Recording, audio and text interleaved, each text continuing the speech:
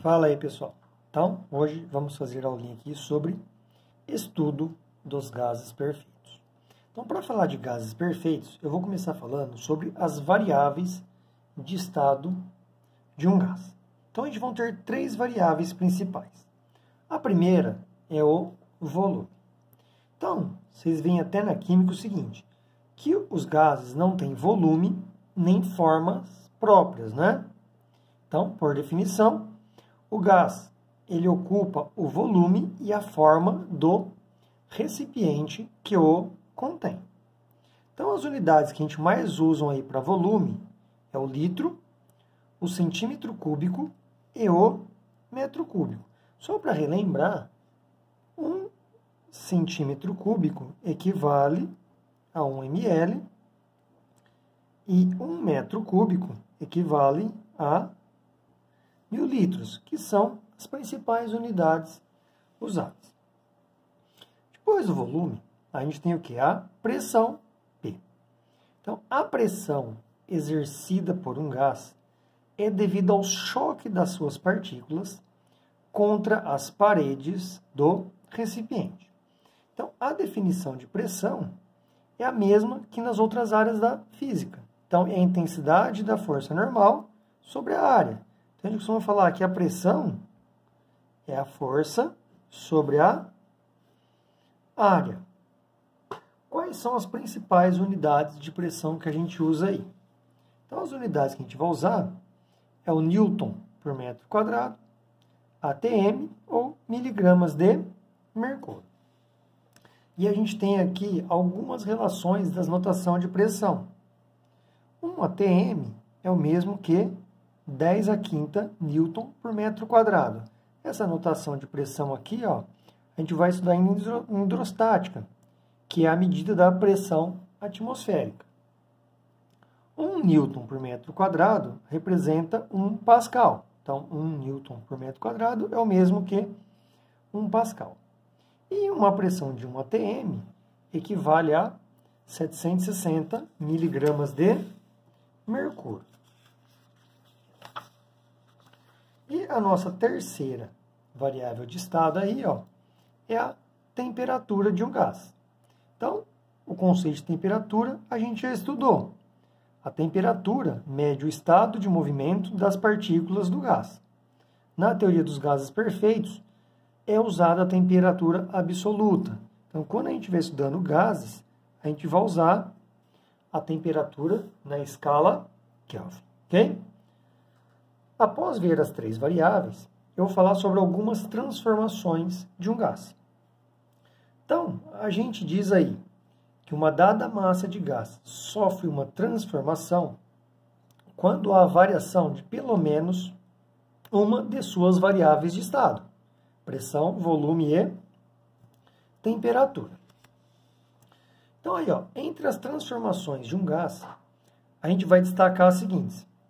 A gente vai ter as transformações isotérmicas. O que é uma transformação isotérmica? Transformação isotérmica são as que ocorrem a temperatura constante. Então, vai variar aí no gás o volume e a pressão. A temperatura vai se manter a mesma. Depois a gente pode ter aí, ó, uma transformação isobárica. O que é uma transformação isobárica? São as que ocorrem a pressão constante. Então, a pressão não se altera. Temos também as transformações isométricas ou isocóricas. Então, são as que ocorrem a volume constante. Então, as leis que a gente vai ver depois são em cima dessas três primeiras aí, ó. Então, só vamos relembrar. Isotérmicas, temperatura constante. Isobáricas, pressão constante. E isométricas, volume constante. Temos também as transformações adiabáticas, que são as que ocorrem sem troca de calor com o meio externo. Então, essas transformações aqui, ó, são transformações teóricas, ok? É impossível de acontecer uma transformação sem troca de calor com o meio externo. Então, temos as isotérmicas, isobáricas, isométricas e transformações adiabáticas. Então, a gente vai estudar agora um pouco das leis físicas dos gases. O que vão ser essas leis aí? Ó? Eu vou começar falando sobre a lei de Boyle e Mariotti. Essa lei rege as transformações isotérmicas de uma dada massa de gás perfeita e pode ser enunciada da seguinte maneira. Quando uma dada massa de gás perfeito é mantida a temperatura constante, a pressão é inversamente proporcional ao volume. Então, olha lá, transformações isotérmicas, temperatura constante. Então, ou seja, se a pressão é inversamente proporcional ao volume, então o produto pressão por volume é uma constante. Então, P vezes V é constante. Daí, a gente monta a relação.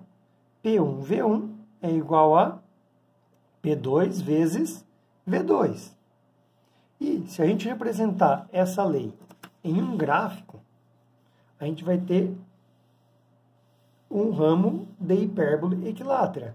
Que depois a gente vai ver que isso aqui também vai ser considerada uma isoterma. Ok? Que é uma curva a temperatura constante. Então, vocês vão ver o seguinte, olha lá. Ó.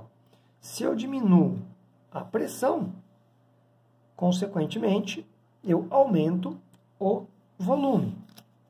E vice-versa. Depois da lei de Boyle e Mariotti, a gente vai ter o quê? A lei de Gay-Lussac. Essa lei rege as transformações isobáricas de uma dada massa de gás perfeito. Então, a gente viu que transformação isobárica é a pressão constante. Daí, a gente enuncia ela da seguinte forma. Quando uma dada massa de gás perfeito é mantida a pressão constante, o volume é diretamente proporcional à temperatura absoluta. Então, a gente vê na matemática que grandeza diretamente proporcional é dada por uma divisão.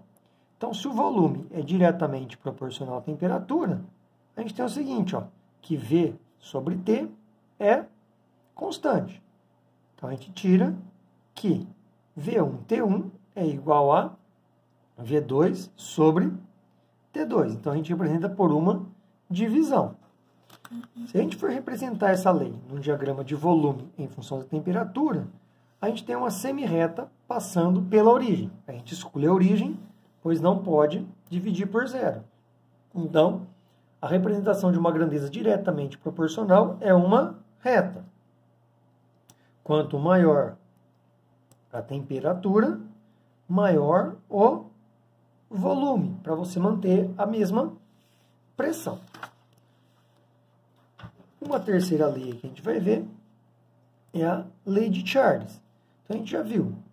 Lei de Boyle e Mariotti, temperatura constante. Lei de Gay-Lussac, pressão constante. E agora a lei de Charles, transformações isométricas de uma dada massa de gás perfeito. Transformação isométrica, volume constante. Então, quando uma dada massa de gás perfeito é mantida a volume constante, a pressão é diretamente proporcional à temperatura absoluta. Então, pressão diretamente proporcional à temperatura, diretamente proporcional é uma divisão. Então, P sobre T vai dar uma constante. E aí, a gente tira o seguinte, que P1 sobre T1 é igual a P2 sobre T2. Assim como na lei de Gay-Lussac, se a gente for representar por uma reta, a gente vai ter o quê? A representação de uma grandeza diretamente proporcional é uma reta começando pela origem.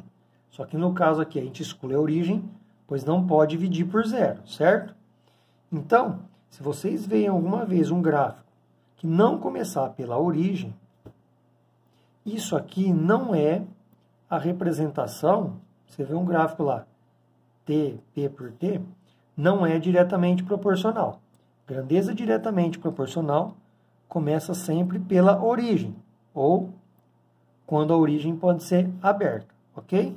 Então aqui também vocês veem, né, lá, conforme eu aumento a temperatura, eu aumento a pressão, Bom, então, tendo visto as três leis aí, ó, a gente consegue enunciar a equação de Clapeyron. Então, diz o seguinte, ó, das leis de Boyle-Mariotte e de Charles, observamos que a pressão exercida por um gás perfeito é inversamente proporcional ao seu volume, P vezes V, e diretamente proporcional à temperatura absoluta. Então, divide por T. Então, é fácil observar também que essa pressão é proporcional ao número de partículas de gás existente no recipiente. Convertendo esse número de partículas em número de mols, N, podemos equacionar tudo isso obtendo a seguinte relação, que a pressão é o R, que é uma constante dos gases, vezes N vezes T, dividido por V. Então, lá, R é a constante de proporcionalidade. E ela é igual para todos os gases. Então, recebeu o nome de constante universal dos gases perfeitos. A gente pode também ver o seguinte, ó, a gente pode enunciar que PV sobre T é igual a uma constante. E que PV sobre T, essa constante, é o N vezes o R, que é o número de mols, vezes a constante dos gases. E aí, passando o T multiplicando, a gente encontra a equação de Clapeyron, que é PV igual a nRT. Pressão vezes volume é igual ao número de mols, vezes a constante dos gases, vezes a temperatura. E, novamente, se a gente passar o T dividindo, olha lá, PV sobre T é igual a N vezes R. Se eu não alterar o número de mols e a constante sendo a mesma, isso aqui é uma constante, né? Os principais valores do R aí que a gente vai ver nos exercícios é 0,082 atm litros por mol Kelvin ou 8,31 por joules mol vezes Kelvin. Então, são as duas principais. Existem outras, mas usaremos mais essas duas aí, ó. Da equação de Clapeyron e das outras três leis que a gente viu, a gente tira também o quê? A lei geral dos gases perfeitos. Essa lei, ela rege qualquer transformação de uma dada massa de gás, que é o que eu estava explicando acima, que a gente tem que, se o N e o R não mudam, então PV é igual a uma constante vezes T. E tira aqui PV sobre T é uma constante.